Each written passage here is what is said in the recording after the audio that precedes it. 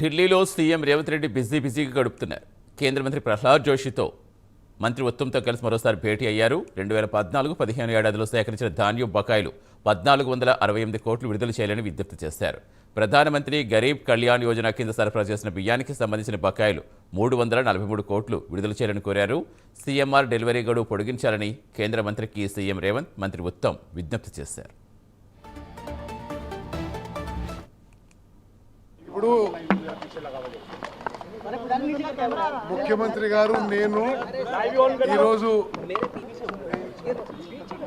గారు నేను కేంద్ర food and PDS and renewable energy minister Pralhad Joshi గారితో 2 సార్లు మీటింగ్ చేశాము. ఈరోజు ఉదయం ఒకసారి, ఇప్పుడోసారి.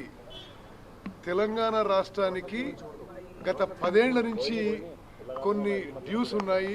సివిల్ సప్లైస్ మ్యాటర్స్లో సుమారు 2000 కోట్లు కేంద్ర ప్రభుత్వం నుంచి తెలంగాణ రాష్ట్రానికి రావాల్సిన ఇష్యూస్లో మరి గతంలో డాక్యుమెంటేషన్ అన్ని పెండింగ్ ఉండి అవి రాలేదు.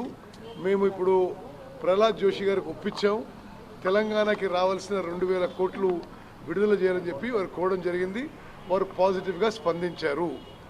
అదేవిధంగా పిఎం కుసుమ్ స్కీమ్ కింద ఏదైతే మరి ముఖ్యమంత్రి రేవంత్ రెడ్డి గారు, ఉప ముఖ్యమంత్రి భట్టి గారి నాయకత్వంలో ఈ సోలార్ ప్రాజెక్ట్స్ మహిళా సంఘాలకు కూడా తెలంగాణలో ఏర్పాటు చేస్తున్నాము. దాని కింద 4000 మెగావాట్ల సబ్సిడీ కేంద్ర ప్రభుత్వం నుంచి కోరడం జరిగింది. అదేవిధంగా ట్రైబల్ ఏరియాస్లో, మారుమూల ప్రాంతాల్లో అదనంగా సోలార్ పంప్స్ సబ్సిడీతో సహా మేము విజ్ఞప్తి చేయడం జరిగింది. అన్ని విషయాల్లో కేంద్ర మంత్రి ప్రహ్లాద్ జోషి గారు సానుకూలంగా స్పందించారు. మా విజ్ఞప్తిని మంజూరు చేస్తానని హామీ ఇచ్చారు. Thank you. ఇప్పుడు